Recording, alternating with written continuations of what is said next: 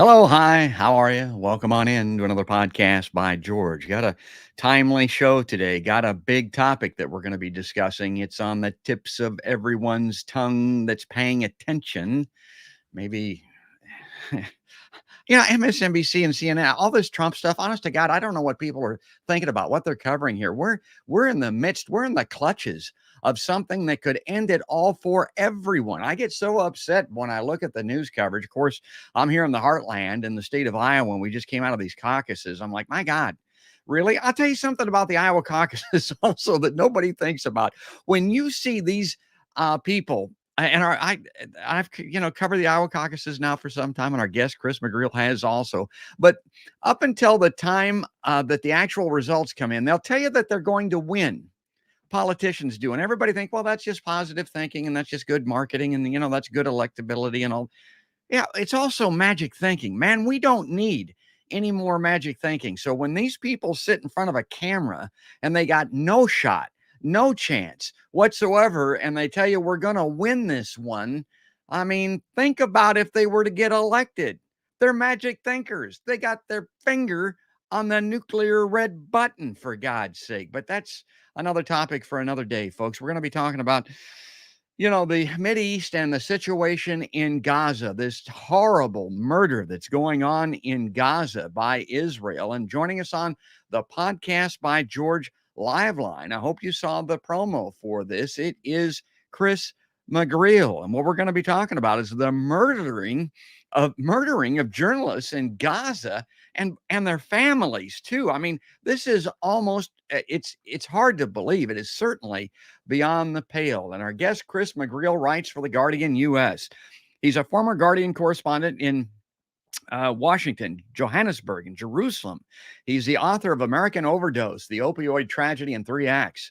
Chris was on the ground in Gaza 20 years ago and reporting on the second Intifada when Israel attacked Gaza. And to kind of remind people now, at least 4,973 Palestinians, I think this is according to Wikipedia, were killed over the course of the second Intifada.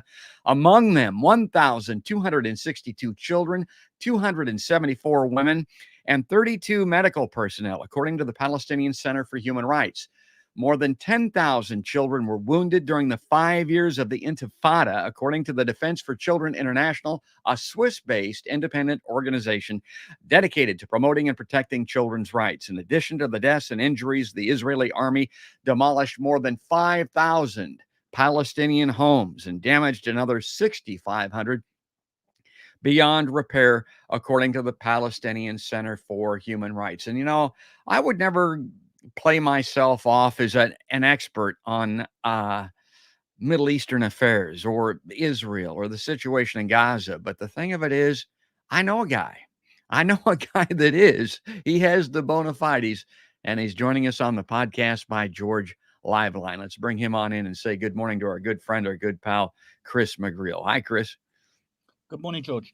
I have this little segment on my show, and I'll bring this up on screen. You might even get a chuckle out of this. And other times it can be kind of funny. It ain't funny today, but it's what in the hell? And that's what I feel about the situation in Gaza and Israel. I'm trying to look at it, even handedly in a journalism type of way. I'm a journalist by training and education and background, but man, I'm telling you, Chris, it's hard to see two sides of this thing. And I see your most recent reporting here, several articles. We're going to go over them. And here's one of them in The Guardian. Israel is murdering Palestinian journalists in Gaza.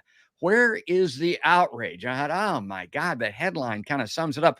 Now, I want to ask you about that headline, Chris, because I was told a long time ago that print journalists, don't necessarily write the headlines for their articles. Sometimes that's an editor in a newsroom that does that. And I want to ask you about this word murdering, because some people don't want to use the word genocide. They don't want to use the word murder, but there it is right in the headline. Well, I didn't write the headline, as you say, and I didn't see the headline before it appeared. It's a reflection of something. This is an opinion piece that I say in it, that the Committee to Protect Journalists says that the Palestinian journalists are being targeted by Israel in Gaza, and that's a war crime. And the point I make is, well, if they are being targeted, deliberately as non-combatants, then that's murder, as well as being a war crime. Yeah, and war crime. I want to get into that a little bit here. Let's bring that article back up on screen here so that we can talk about it. And it's this one particular journalist, and you're going to have to help me with this fellow's name, Chris, the pronunciation here. Wild Dadu. Yeah, Wild Dadu.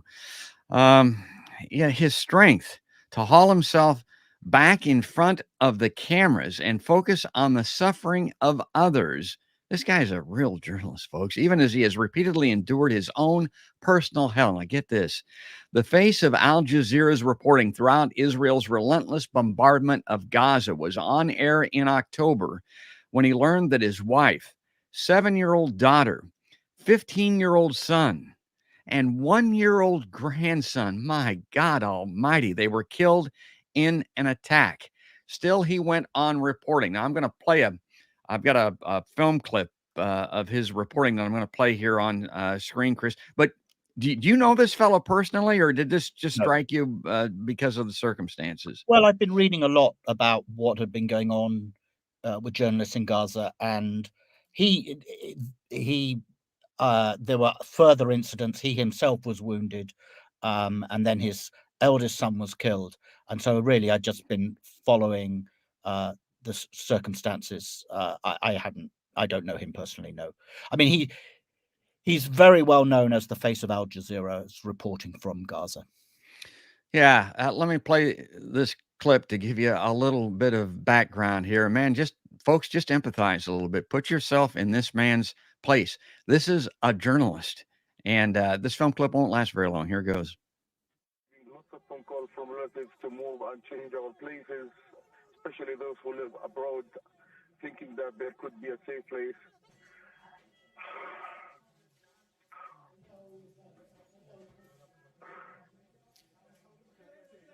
Take your time, Safwan. وبيت قال عنه جيش الاحتلال انه مكان امن وجاءوا اليه لكن الموت لاحقهم والاستهداف لاحقهم والغارات لاحقهم وحسبنا الله ونعم الوكيل.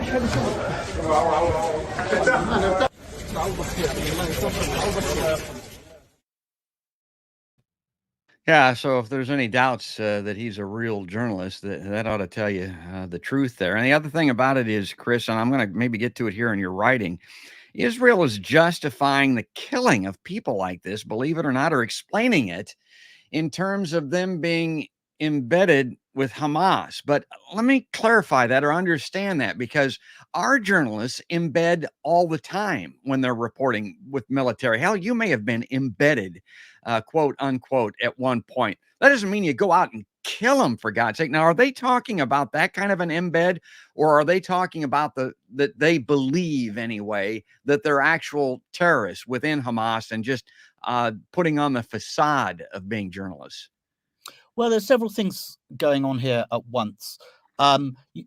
There's the attack, the Hamas cross-border attack on October 7th, in which about 1,200 Israelis were murdered, and a couple of hundred others were abducted into Gaza. And a basically right-wing American group, secretively funded group that claims to monitor the press, called Honest Reporting, produced pictures in which it claimed that journalists, particularly photographers, some of them working for foreign news organizations like Reuters and the New York Times, were with Hamas during those attacks, and therefore they were embedded with Hamas. And what was implied was that they were in some way participating, or that they were fellow travelers. That drew a response from Israeli officials, which essentially said, well, we should go out and kill them. They're terrorists or terrorist supporters. They should be targeted and all the rest. But that was specifically about October 7th. But it sets the broad atmosphere in which Israelis and Israeli officials and the Israeli military regard Palestinian journalists as on the side of Hamas. Whether or not they are, no matter who they're working for, no matter what their reports, they essentially tar them all with the same brush. Officially, they don't. In practice, they do. Look at the language that's used. And this may be because so many Israeli journalists, of course, are fully on board with the Israeli government in all of this, with some very important notable exceptions and courageous exceptions, particularly with newspapers like the Israeli newspaper Haaretz, but which has then been targeted by the Israeli authorities as somehow treasonous for daring to raise some questions. So there's this broad idea that Palestinian journalists are in some way serving Hamas's interests. They're fellow travelers at the very least. Perhaps they're active participants and members. And there's been a concerted attempt both by the Israeli authorities, but also by many of these pro-Israel groups to paint Palestinian journalists in those terms, and therefore essentially to legitimize their deaths.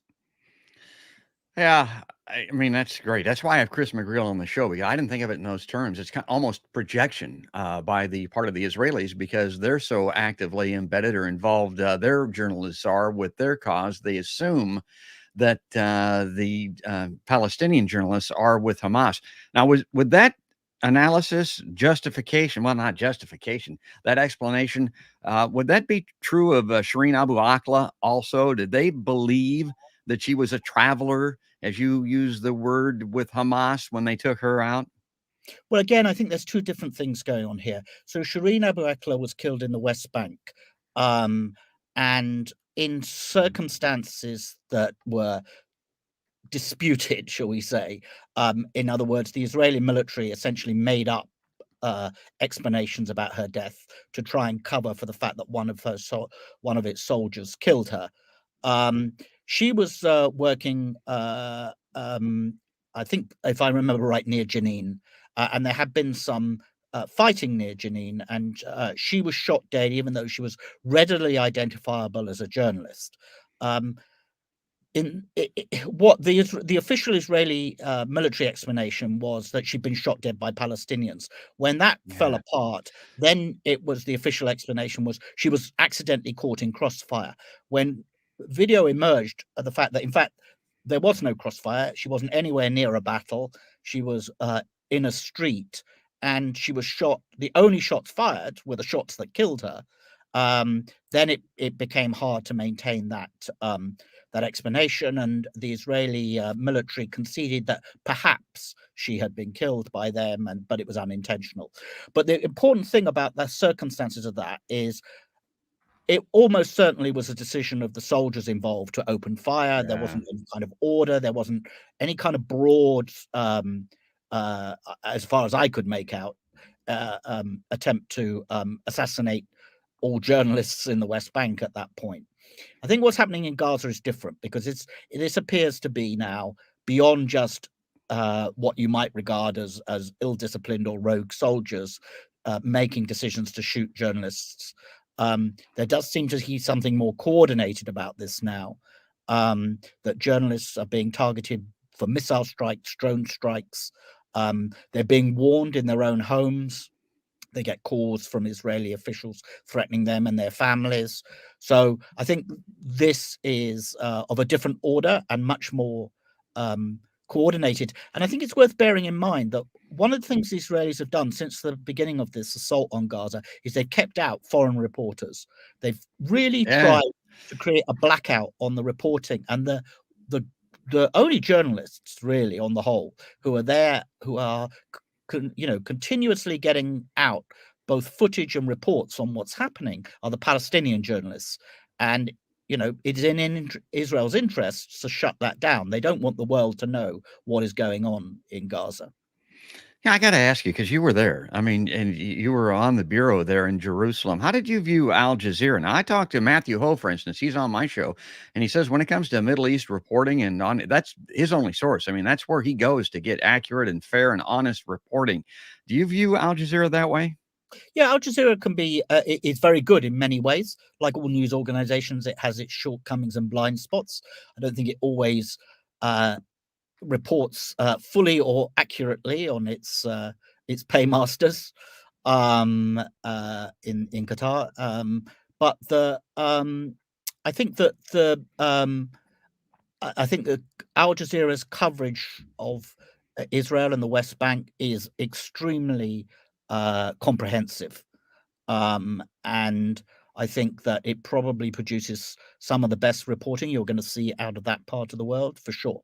Yeah. It doesn't mean to say it's always the best, and as I say, it doesn't mean to say it's not with its biases at times, but it nonetheless is very comprehensive.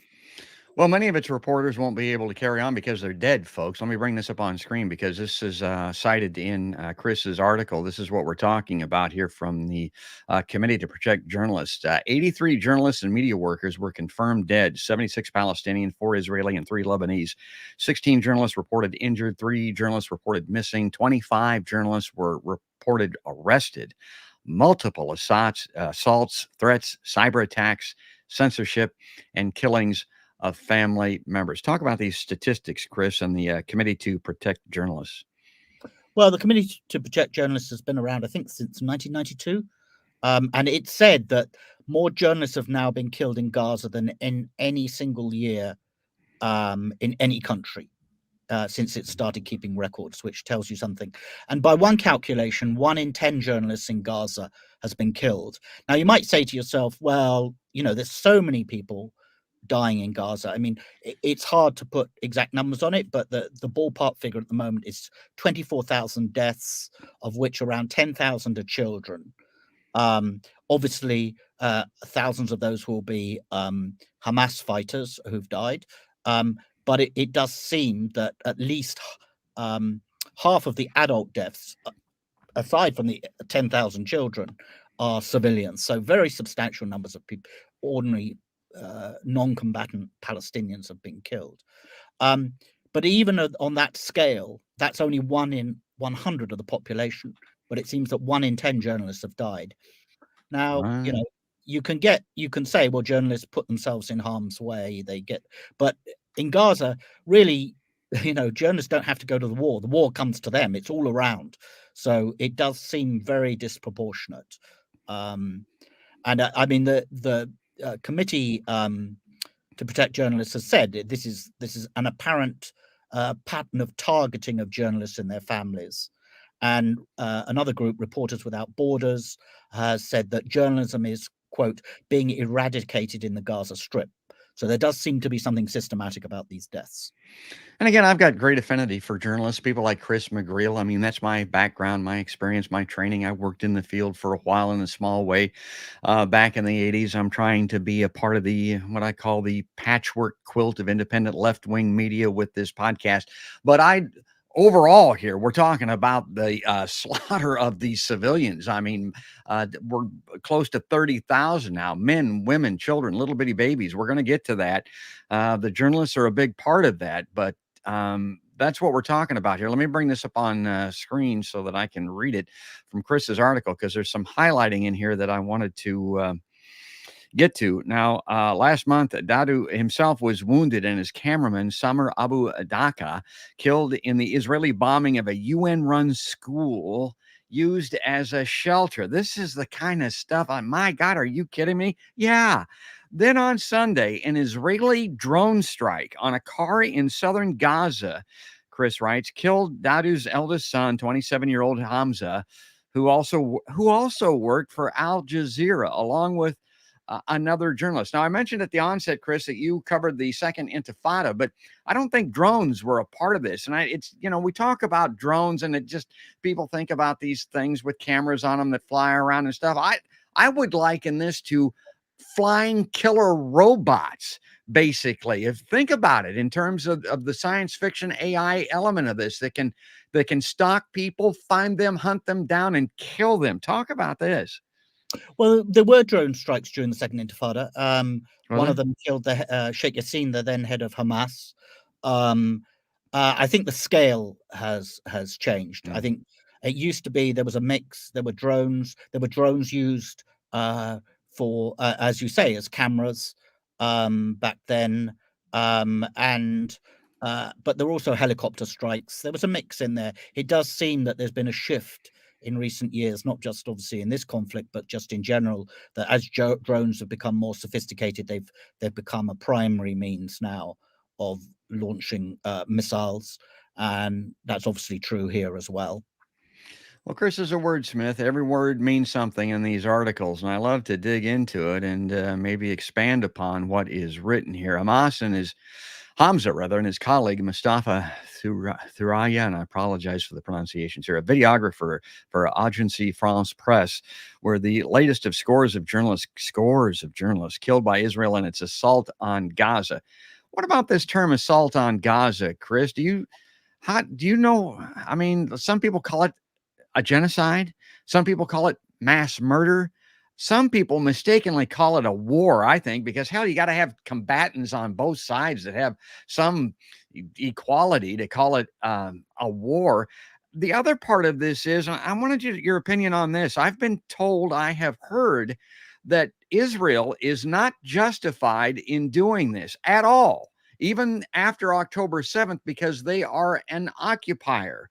And the UN and some other agencies have said that occupiers of a country like Israel is of Gaza cannot retaliate when they are struck, so to speak. That in itself is a war crime. What about this assault on Gaza?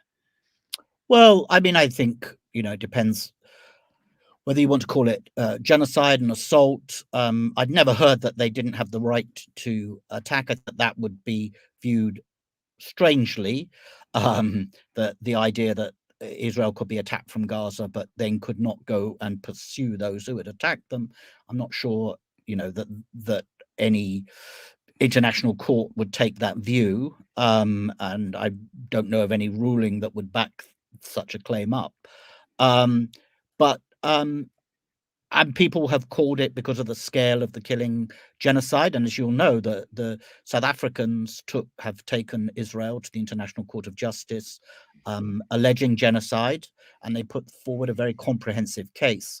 I mean, having covered genocide in Rwanda, I think there's a pivotal issue here, which the South Africans had to address in their own court case, which is that the International Genocide Convention of 1948, basically the international law on this, requires intent. So you have to prove not just the scale of the killing, but that Israel intends to exterminate, eradicate a population.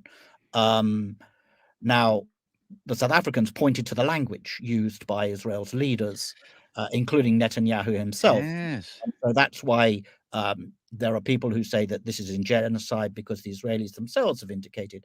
Other people would use other terms. They would say that Israel is actually less attempting to exterminate than to drive the Palestinians out of Gaza. So it's a form of ethnic cleansing. Now, ethnic cleansing isn't itself a crime. There's no such crime as ethnic cleansing. It's actually a descriptive term that came to be applied after during the wars in the Balkans 30 years ago.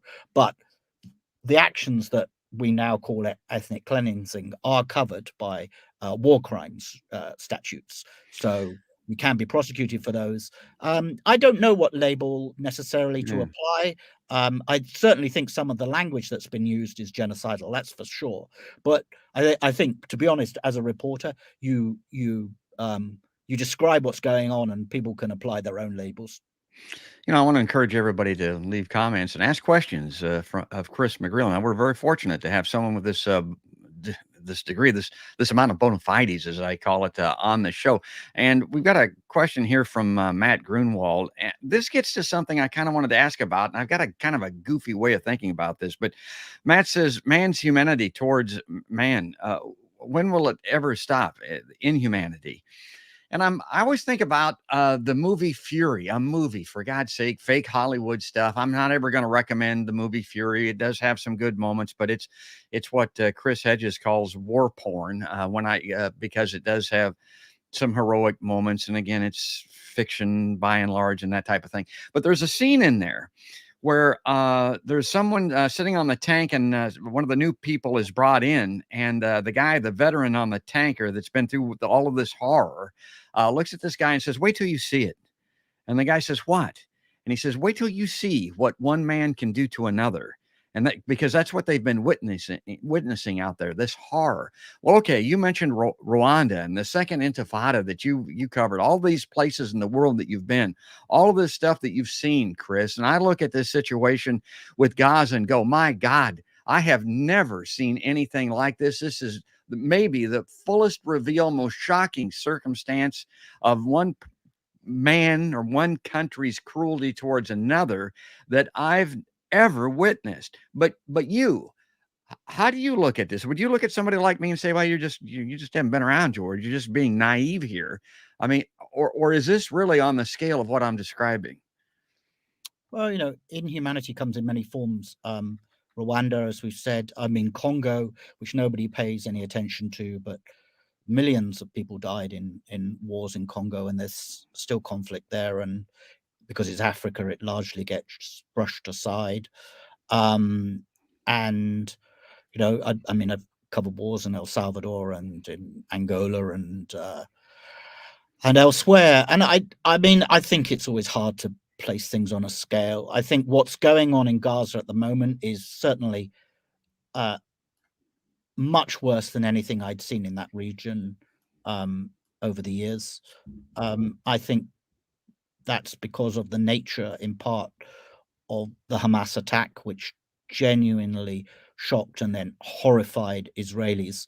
But I think it's also got to do with the present politics of Israel. Who's in charge? Benjamin Netanyahu. His need to save his own skin, apart from the fact that there's a whole thing with a criminal trial that's going on. So it coincided with a political moment. You've got a far right government in power in Israel. And I think the terms in which you may see it is not how it's seen by ordinary Israelis. They, at least large numbers, see Hamas as an existential threat. Although I think Hamas, if you take Hamas at face value, or the way it's portrayed by Israel, at least, Hamas wishes to not only destroy Israel but exterminate the Jewish population of Israel. At least that's how Israelis would see it, and therefore they see it as an existential threat that has to be destroyed, and this is what's necessary to destroy that. Whether you, as appalling as the killing of 1,200 people is, whether you would see it really as that scale of a threat. I think we can see from what's going on now where the balance of power lies, and actually how limited Hamas's threat really is in the end, as appalling as it may be as an organization and in its views. So then you have to question the scale of the response and why that's taking place. Yeah. But in terms of inhumanity, I can't. It's hard. We look at the Holocaust, we look at Rwanda, we look at Cambodia. Yes, these things are beyond comprehension in so many ways, even if we can at the same time explain how they happened. And our country's direct involvement and support in providing of the armaments in this type. Okay, I don't want to get too much into that because we're going to have Chris for less than an hour. And I wanted to get back to his article here. There's some things here that I wanted to emphasize. This I thought was an interesting point in your article or your opinion piece. Journalists accept there are inherent dangers in reporting conflicts. Yeah, whether they choose to go to the war as correspondents for foreign news organizations or the war comes to them and their families against their wishes. As the same for this gentleman, this reporter that we're talking about. That's an interesting angle. I hadn't considered that, Chris. They weren't going out as war correspondents volunteering to cover this. This is unique in that the war came upon them. Yeah, well, it's not unique. In other countries, war comes to journalists too, and they find themselves, their own country in conflict. But it is unusual. Yes, we as journalists have a choice, right? We can, as foreign journalists, we can go or not go, and we can leave on the whole. Those like the Palestinians of Gaza that are caught in the middle of it right now have no choice. And,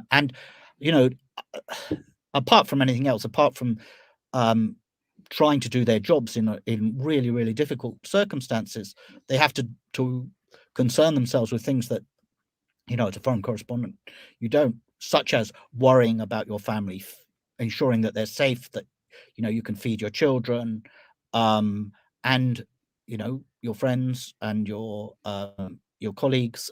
It's just obviously on a different scale to be reporting on a war on your own neighborhoods.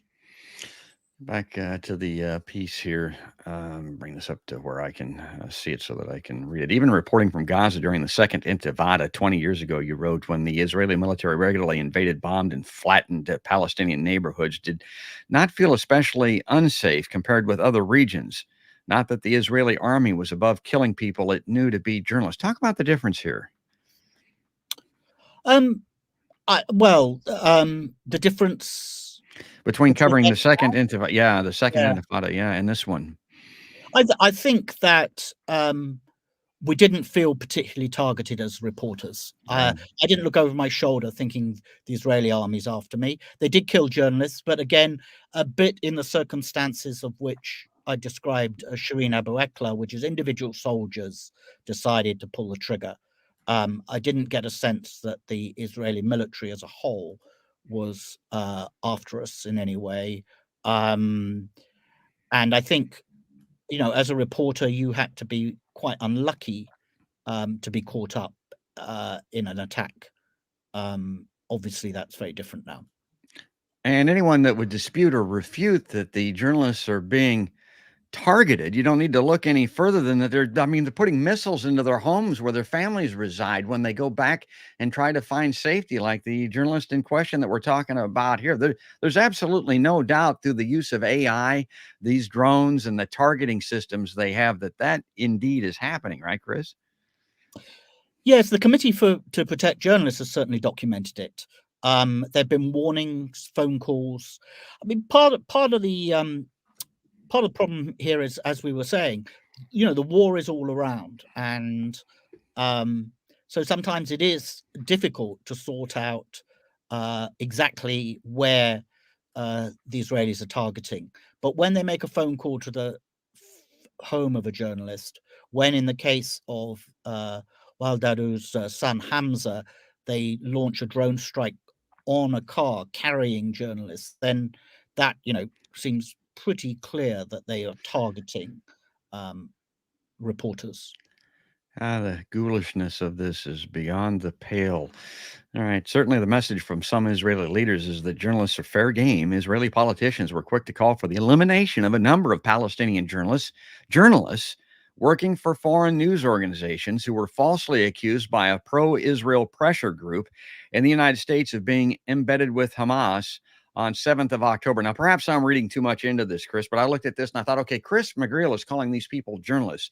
If you're looking at the true meaning of journalists, that, and even with embeds and that type of thing, that does not mean, if you're a journalist, you can't be a terrorist. You can't be a Hamas fighter. Same way with Israel, same type of thing. Their journalists can't be actively fighting in a war. Same way here with the United States. You're not supposed to be hunting down and killing the opposition while you're covering the war. So when you call them journalists, is that what you mean? Or it's just a term for perhaps what part of what they do, maybe? I don't know. Well, so this can be a complicated business. Yeah. If we look at the Israelis, there are people who are journalists and they're professional journalists, and then they get called up and they serve in the military, and at which point they are then soldiers. But when they're not soldiers and they're doing their civilian job, they are journalists, and they have all the protections of international law and domestic law that journalists are entitled to. Can I say that there aren't journalists in Gaza that support Hamas? No, that would be a stupid thing to say. I'm sure there are journalists that support Hamas, and there are certainly journalists that work for news organizations that you would consider very sympathetic or more to Hamas. There's no doubt about that. But the question here is, are they armed combatants or are they reporting? And these deaths are of people who were not carrying weapons. They're not armed combatants, and therefore, they are journalists. And for with people like Dadu and his son Hamza, there's really, really no doubt. Even the Israelis aren't trying to accuse them of being Hamas combatants. So I think, but there's a concerted effort, and you see it from some kind of hardline pro-Israel organizations, that they will justify the killing of of unarmed people saying, oh, well, look, they're sympathetic to Hamas. Well, that's still killing an unarmed person. That's still killing a civilian. Yeah. Well, this is a terrorist organization. Well, I mean, I imagine just if you were to shoot everybody on the streets of Belfast who was sympathetic to the IRA, whether they were armed or not, it would be an outrage. And so this justification of killing people on the grounds that they're somehow sympathetic to or affiliated with Hamas seems pushing the envelope, to say the least. How do you analyze Hamas? Because again, I will hear from some people on the far left that will say to call them a terrorist organization isn't accurate. It's a government. Hamas is a government. So anybody that is sympathetic to a government, for instance, is not necessarily a terrorist. And there are some terrorists that, obviously Hamas fighters and terrorists that identify as Hamas, but it's not accurate to refer to Hamas wholly as an organization bent on terrorism. Would you subscribe to that? Well, I think, as we all know, the word terrorist has now come to be so disputed and so fought over that it's almost meaningless. It says more about the person using it sometimes, which is why, you've got hardline pro-Israel groups in the UK trying to get the government to change the law to force the BBC to call Hamas terrorists, which is, but so I use it guardedly, to be honest, about any organization. It's got not just in Gaza or Israel. Does Hamas use terrorist tactics? Yes, absolutely. And I always thought, living in Jerusalem during the Second Intifada, blowing suicide bombers on buses blowing up children is monstrous.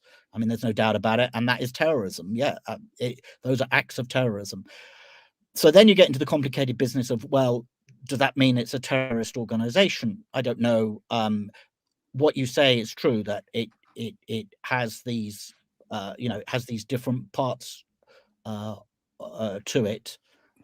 It does have a political wing. It does administer the government of Gaza. I think all you can do is just describe those different elements and let people decide again whether they want to apply the terrorist label or not. They usually decide on the basis of their own views rather than what's actually which side they're on, or rather than what actually the situation is.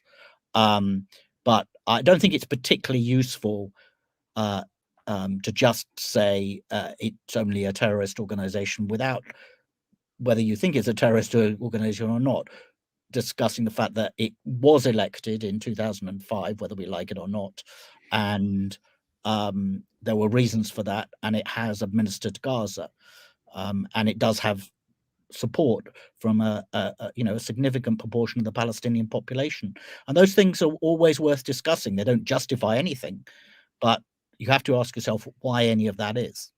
Yeah. Again, goes to the difference between understanding something and justifying something. They're two different things. And these are difficult questions. It's a difficult discussion. It's a difficult circumstance that's existing, horrific out there. And folks, follow Chris on Twitter at Chris McGreal, and then go to The Guardian and see this great piece. Subscribe, follow him, support his work there. Let me get to the last paragraph of this opinion piece, because again, this I thought was just stellar. Chris writes, it's therefore troubling that while Western newspapers and television stations have reported the rising numbers of deaths of journalists in Gaza, many news organizations appear unwilling to directly address that, highlighting his mind the pattern of killing that, as the CPJ's evidence appears to show, provides strong evidence of a war crime. It would surely be different if American or European reporters were the ones dying. And this was brought out also. There was some conversation about this and how people responded to the situation in Ukraine. Let me ask you this question, Chris, again, based on your experience and being in these war zones and being all over the world reporting of you as you have, and you're a Brit, and Europe and its circumstances in the world wars completely different than ours here in the United States. How do you look at the United States and the way that we view the world and the way the population in general responds to situations and tragedies like this? Are we kind of in a, sometimes I feel like that we're in a cocoon because of our own privilege, because of where we reside in the country that we have, which, by the way, you could make an argument was gotten via a genocide of the Native American population.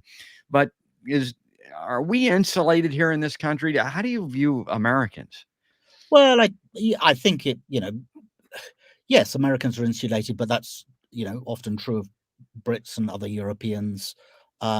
America just happens to be at this point in history the world's singular power, and I think that it's a very big country. I think it's inward looking frequently because it's so big. I think it's an inherently conservative country in lots of ways, and its politics reflects that. The Democratic Party, to be honest, in the UK would be regarded as a conservative party. So I don't, but I don't. I mean, obviously, it has a huge power and influence over what's happening in Israel and Gaza. But I don't think Americans per se are somehow uniquely um, responsible uh, for not taking on board and understanding fully what's happening. I think that that's true in large parts of the world. And I could say of my own country, it has very little understanding of its past and its own responsibilities for what it's wrought and brought about historically, including this present situation in the Middle East, to be honest. Yeah, and again, you can go back and analyze. Yeah, big role with the UK, with the Brits in the Middle East. Again, I'm not a historian. I'm not a Middle East expert. I'm just a guy with common sense here, looking at these circumstances. And before we lose Chris, I wanted to bring this up because this is another one of his excellent articles here. This just appeared in The Guardian, and I'm sure that people have heard about South Africa, the genocide case against Israel. Chris writes, Jewish groups have accused the ANC of anti-Semitism, but ICJ case stems from parties' longstanding support for Palestinians, and it's because of their experience. We're talking about the United States and Britain and those people's experiences. But the situation with the ICJ in South Africa is very interesting. Now, Chris, and I read this article to get a full understanding of it. This may mean a lot. It may mean a lot even short term, and talk about that. But it may be a long-term situation and maybe not mean much at all. Talk to us about what this ICJ thing is. Well, the ICJ, the International Court of Justice, hears disputes between states. And South Africa's case is that Israel is committing genocide in Gaza. It's hearing other similar cases, actually. The Gambia has taken Myanmar to court, to the ICJ, for committing genocide against the Rohingya, for instance. And there was a genocide case between Ukraine and Russia.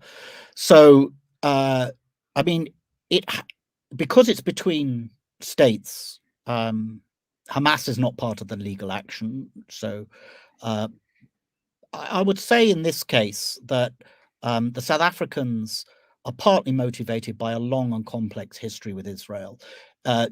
During the apartheid regime in South Africa, white rule, white supremacist rule, Israel sided very closely with South Africa. It had a very close military alliance, and Israel has always justified that as security, as a security measure. But in fact, when you delve into that alliance, it was much more intimate than that.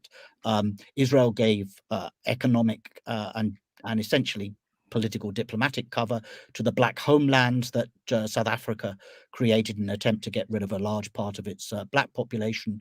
And Shimon Peres, back in the 1970s, when he was the foreign minister, infamously wrote to the South African government saying that Israel and apartheid South Africa were two countries standing against injustice, which is mind-boggling when you think about it. And in 1976, Israel welcomed the then Prime Minister of apartheid South Africa, John Vorster, on a visit.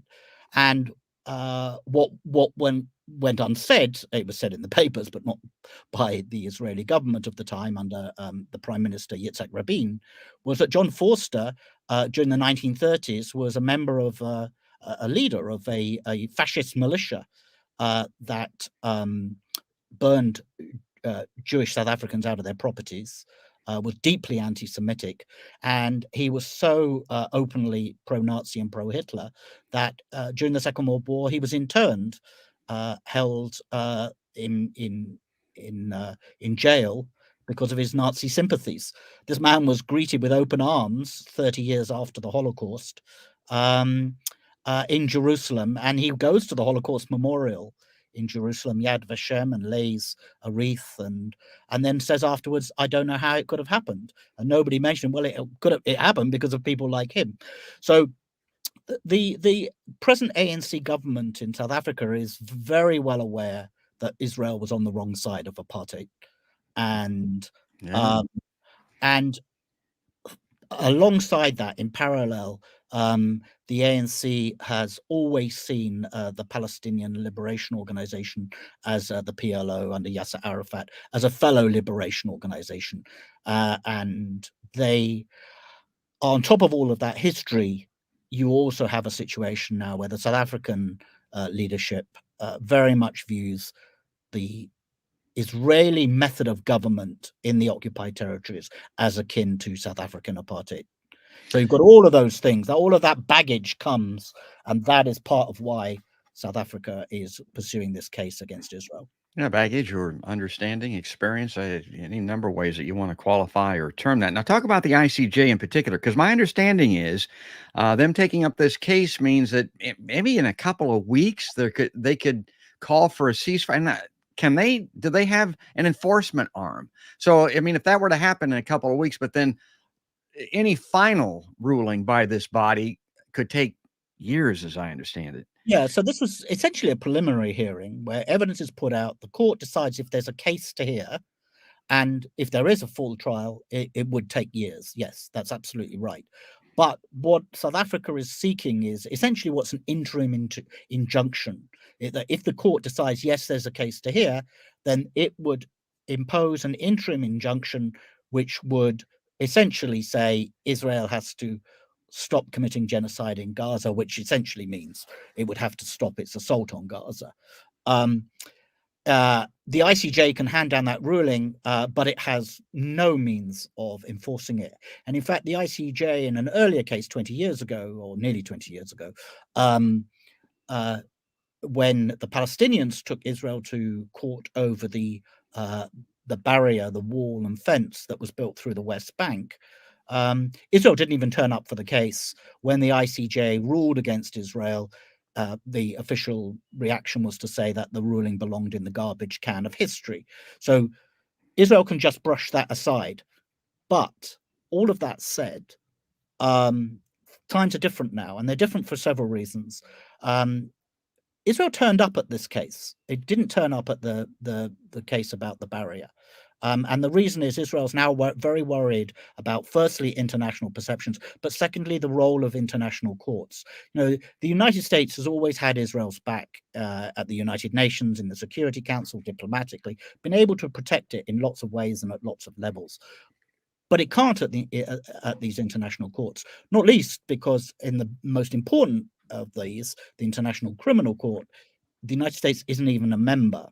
And I think that that's really what Israel has an eye on here. It's not the ICJ or the lack of power in the end of the ICJ. It's that if the ICJ were to find that, in fact, genocide is being committed, well, there's an International Criminal Court investigation already underway into Israel and the Palestinians, Hamas, and war crimes. And a genocide element to that would be deeply disturbing for the Israelis, because the ICC does have a kind of enforcement, which is it can issue international arrest warrants and haul people off to The Hague and put them on trial. Now, Netanyahu and the extreme right-wing ministers in his government probably aren't too worried about that. But there are a lot of other Israelis who are, particularly military officers who carry out orders, There's a worry in certain quarters in Israel that they'll step off a plane, some airport in Europe one day, and discover that there's an international criminal court warrant. And the next thing they know, they're sitting in a cell in The Hague awaiting trial for war crimes. And so the ICJ case, while in its narrow terms, isn't going to change very much, is part of now this broader concern that the Israelis are deeply worried about what's going on with the international courts, which is why, of course, that they're working so hard to discredit them.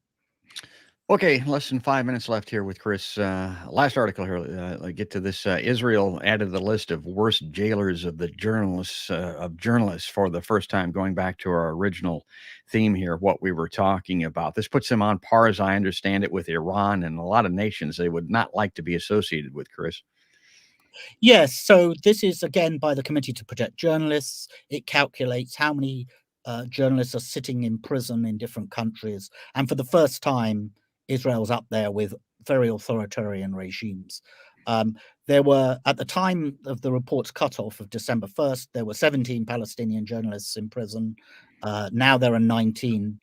So this is separate from what's going on in Gaza, where they're being killed. These are arrests in the West Bank, and most of those are held under what's known as administrative detention, which is essentially detention without trial, where not only can you be held indefinitely, but you're not even allowed to know why you're held. The evidence against you is secret.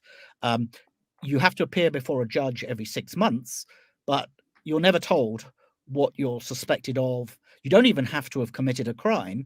They just have to suspect you may commit a crime, or you may be some threat to security. And only the judge and what amounts to the prosecution, which is the Israeli military, knows the charge. Is very Kafkaesque. And the 19 journalists now sitting in prison in either administrative detention, or some of them have been charged with things like incitement for social media posts, are the highest number that's ever been arrested by the Israelis. Okay, we're out of time here. God, I wish that we could go on. Maybe we'll end on this particular question. We talked about this before we went on the air here. A lot of people, again, in this left-wing sphere that I operate in, Chris, will say that if the United States wanted to stop all of this immediately because of what it means to Israel, it could. What's your take on that? If we had a political change of will in this country, could we stop this? I mean, depends what you mean by stop and what it is you're trying to stop. Whether are you trying to stop merely the attack on Gaza, or are we trying to stop this broader path that Israel's on, which saw Netanyahu openly defy the United States only yesterday and essentially said there'll be no Palestinian state. Something he said before, but at this particular moment is seen as particularly provocative. He didn't have to say it, and he did. I think the relationship has changed. I think that there was a point, and basically until Obama came to power, when Israeli politicians worked hard to ensure that they didn't alienate the American leadership. And that was partly because the Israeli public thought that was important. America is really, by far, Israel's strongest ally. It provides, at the moment, $3.8 billion worth of military assistance every year. And they need the Americans. And as we just said, the Americans have got their back at the United Nations and elsewhere. With Obama, it changed. It partly changed because of the nature of Netanyahu, who's pretty confrontational anyway. But my sense was always that it was underpinned by racism, by the fact that Obama's middle name was Hussein. And Netanyahu essentially defied Obama openly and contemptuously, including in the White House. At one point, lecturing him publicly in front of the cameras on Jewish history. And the Republicans helped on this because they were happy to do anything to screw Obama. And so Netanyahu did an end run around Obama and embraced the Republicans. And I think, that's pretty much been the tone of the relationship since. And we see right now open defiance because Netanyahu thinks he can get away with it. I think he's waiting for Trump to come back. But would it make a difference? Yes, of course it would make a difference. If you had an administration that stood up and said, we're not going to let our weapons be used for this, that, and the Yeah. other. We do require you, as a condition for continued diplomatic support, for continued military support, that you take active steps to create a Palestinian state, a proper Palestinian state, and you publicly say so. Yes. Would that make a difference? Yes. Netanyahu may not do it, but I think the Israeli public would clock that, you know, things needed to change, and may well elect a government that would do that, and it would at least become a political issue in Israel itself. So Well, yes, but it wouldn't be in an instant. Let's hope for that at least. We got to let him go. I got to be respectful of his time. Chris McGreal, follow him on Twitter. Chris McGreal is the Twitter handle. Also, read him in The Guardian, folks. Chris, thanks again for coming on the podcast by George Live Line. My pleasure.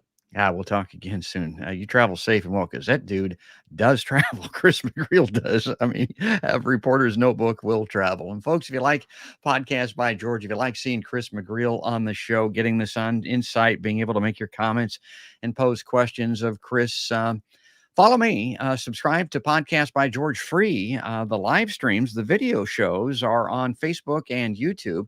You can click an icon and follow those very easily at podcastbygeorge.com. The same is true with the audio-only podcasts of the show, which will be stripped out, so to speak, and put up in audio-only format right after the show ends. You can do all of that at podcastbygeorge.com. But folks, that is going to do it. That's going to wrap it up. That is all there is, and there ain't no more. That's another podcast by George.